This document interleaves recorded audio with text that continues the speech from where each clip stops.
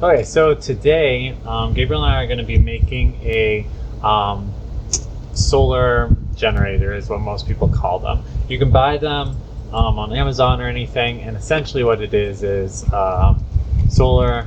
Well, a lot of the times they don't come with a solar panel, but we have a little solar panel. We're going to connect it to the batteries and have a way that you can either use 12 volt or an inverter to plug any normal thing in. And you could do this for any size system. We're just doing a couple of tiny little scooter batteries that are like 12 amp hour each, and we're going to connect them together so it's 24 amp hour. And it all fits in this little box pretty well. This is a super simple setup, but like I said, you can make this kind of as large as you wanted. You just have to upscale everything. Yeah.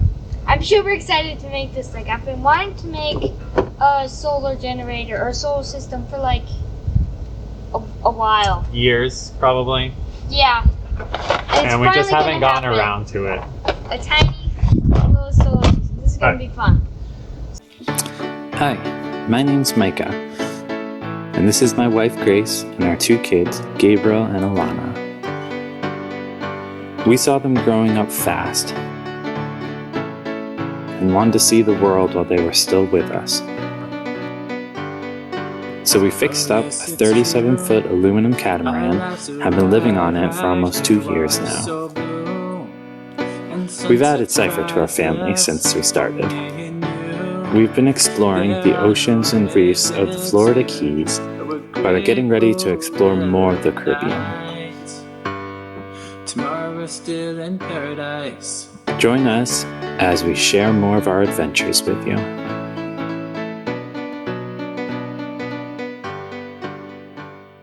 So we have this, I'll just walk through each of the sections while we're building it. So we have this tiny little solar panel. I'm not even sure what the amperage is. I think it does like something tiny like 1 amp. And then it just connects with this 12 volt, with this controller. 3 amps. 3 amps is max. About 3 amps max, which, no, that's the output. It also has a weird little USB thing, which we're not going to use. Totally rustic. So from the solar panel, it's going to come into this tiny little charge controller, which is going to plug into our solar panel side, positive, negative, and then from there we're going to have the battery, which is going to go to here. Now, if we wanted to connect it to like a 12 volt light or something like that, we could also have it come from here, and this controller would end up using the batteries until it would go down to 10 volts, and then it would cut them off. So it has 12 volt coming out here, and then we're going to have a fuse so that if we ever got a short or something, it wouldn't damage the batteries, it would just screw up the fuse. And then we have our little inverter. This is a little 300 watt power inverter. It also has a couple of USB things, which Gabriel uses for all of his electronics. Yeah, charge his phone and things like that. So, let's get going. So, this box is going to be our container. So these both fit in here pretty well. We're going to end up just taping them together so they don't move around.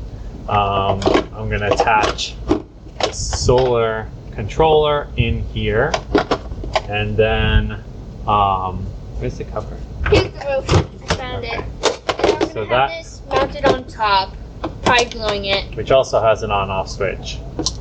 So And then right here, there's this little lip that we're gonna drill holes to let the power go through. So yeah, the power is going to have to go, the cords are going to have to go through here, and then we're also going to have some cords come in to do the solar. So we're going to start start by drilling some holes right here, because that's where these are going to come in. And we're going to start by connecting it a little bit backwards. We're going to start with the supply and then go to the batteries, and then the last thing we connect will be the solar. So Gabriel, why don't you drill a couple holes right here.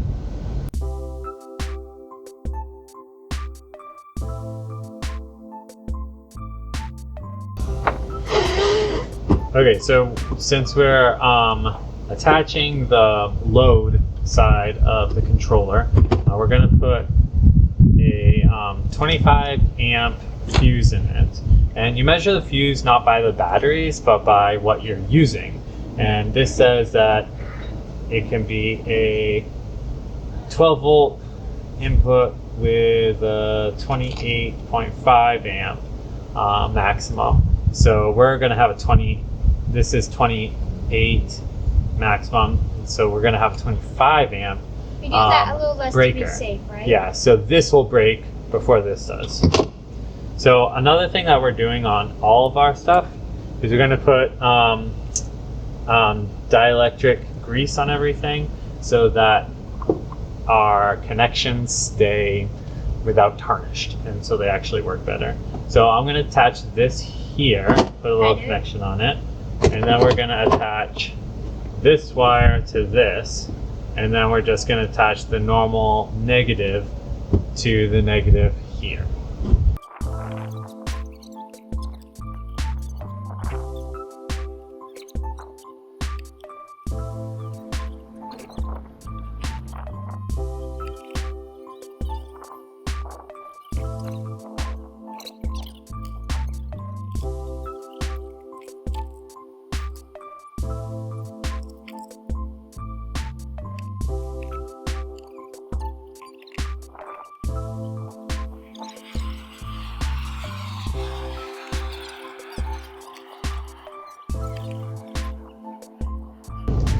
So with this, can you like that? I did it on purpose. Oh. You want the casing to go further than this so that this doesn't touch this side. So we're going to cut this back a little bit.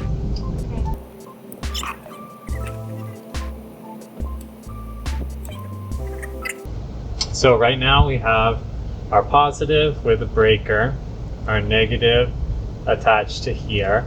Now we're going to take a look at these batteries. So the batteries we have set up negative, positive, negative, positive. Now we're going to connect them so it's 12 volt. If we wanted a 24 volt, we'd have the negative, then we'd connect this negative and positive together, and we'd have the main positive. And that would be a 12 volt, 12 amp hour, 24 volt, 12 amp hour battery.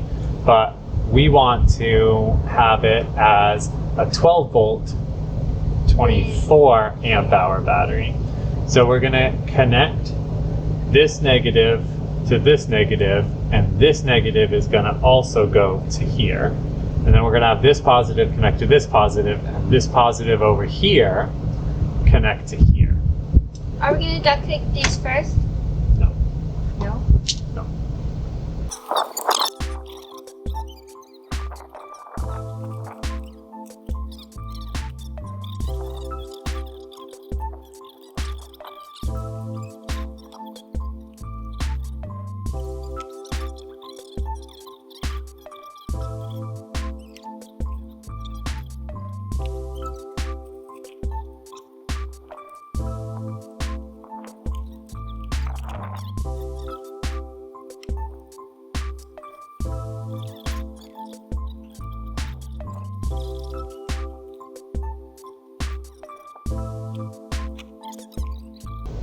I don't have any shrink wrap for these cables. Safer? No. No. Go back. I know what kind of cords, but So, you can't. what I like to do is, so we just use a little bit of silicone. Whoa. Careful where you're hitting that. On the end. And now that is waterproof.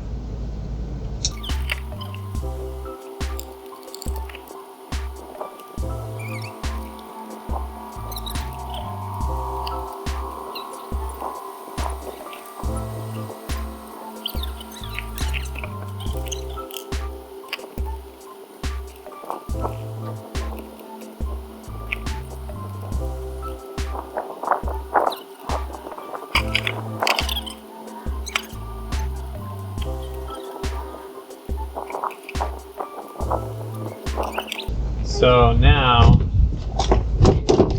this is our main positive and this is our main negative. And if we check the voltage, please look up. Then we have 12.2. You can just touch that? One of the nice things about working with 12 volts is, I mean, you're not going to shock yourself by touching both of them anyway, but even if you did, it's just going to be a shock. You're not actually going to hurt yourself with what we're doing right here. Did you want to do some zip ties on that one too?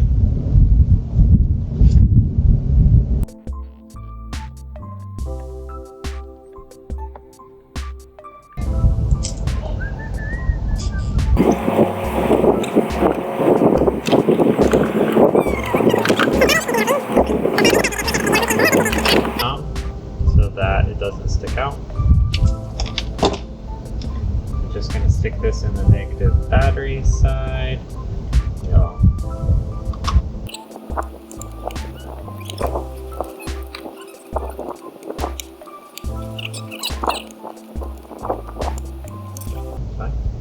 Okay, so it's already reading. We have 12.1 volts. I read it as 12.3, but it's pretty much the same. And then it shows an arrow to the light, which means it's giving power to this over here. So if we actually turn this on,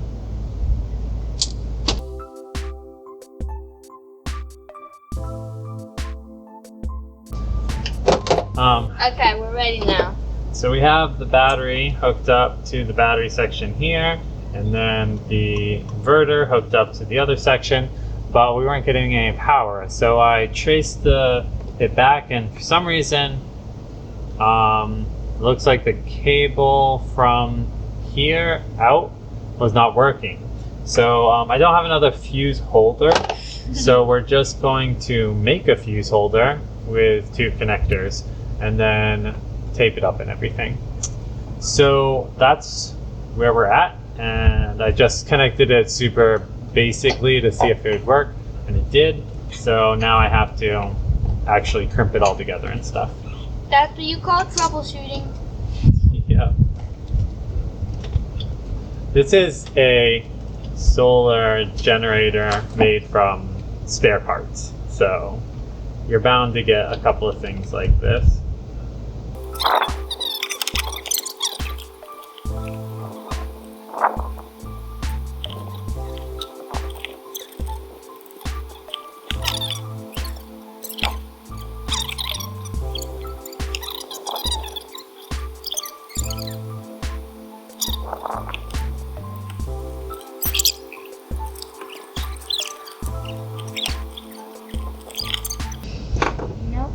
Okay, so at this point, I'm going to secure some things. We're going to tape these together so that they don't move around. I think I'm also going to tape this board to them, and then we're going to screw this to the board. We should screw this first.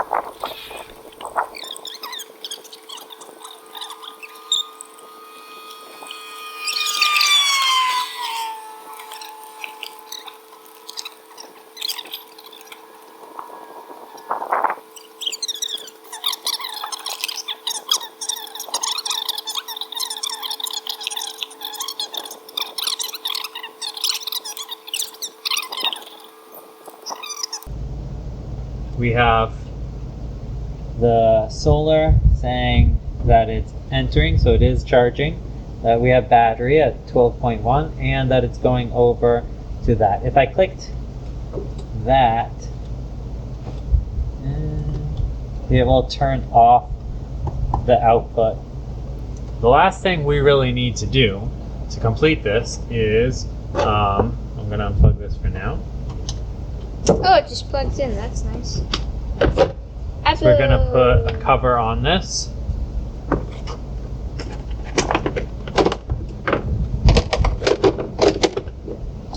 And then we're going to glue this up here. So this is Gabriel and I creating a solar generator. Little solar panel, two 12 volt, 12 amp hour batteries, which ends up being together will be 24 amp hour, and I like to view it as how many watt hours or kilowatt hours, which is the amp hours times the volts. So this would be 288 watt hours. Now, what's the point of that? I just want to do a quick little recap about changing things to solar. So this is a little 300 watt power inverter. You can probably charge the drill off of it. You could easily charge the drill off of it, yes. But what does it actually run? Now, if you are thinking of going onto an RV or a boat and have to go more battery, completely on battery, you're going to want to know what runs on what and how long it will. So here's a really simple way of doing it.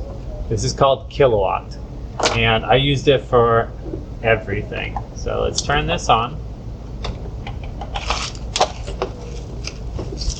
And what we're going to see is right now this inverter is running at 115 volts. Now this is probably like a modifying sine inverter. It's kind of cheap, but it's going to run what we need. Amps, it's not running any amps because we're not charging anything. So if Gabriel passed me something. Here, let me plug this in. So Gabriel's little drill, I plug his drill in, we start charging it. It's plugged in right here. It's such a random place. Yeah. You never see it. It's charging on this. It's charging at 0.03 amps. That's like nothing. Watts, it's charging at 3 watts. But what I want to see over here is this purple kilowatt hour. So what I would end up doing is I would charge this completely and then check this at the end. So you could do that for anything. So in your normal house, you would grab this kilowatt and you would plug in your microwave, or you would plug in your coffee maker and run it for the day. And at the end of the day, you hit this kilowatt hour and it will show you how much it's used. So if it said if it said 0.1 kilowatt hour, that would be 100 watts, 100 watt hours. Now these batteries only have 288 watt hours. So I'd only be able to do whatever that was 100 watt hours, to almost 3 times. So now you start seeing how much you use for the day and how much each thing uses. Thanks for joining us today. If you want to support the channel, then subscribe and hit the like button. Or check out our coloring book at www.floridakeyscoloring.com and on Amazon. See you next week.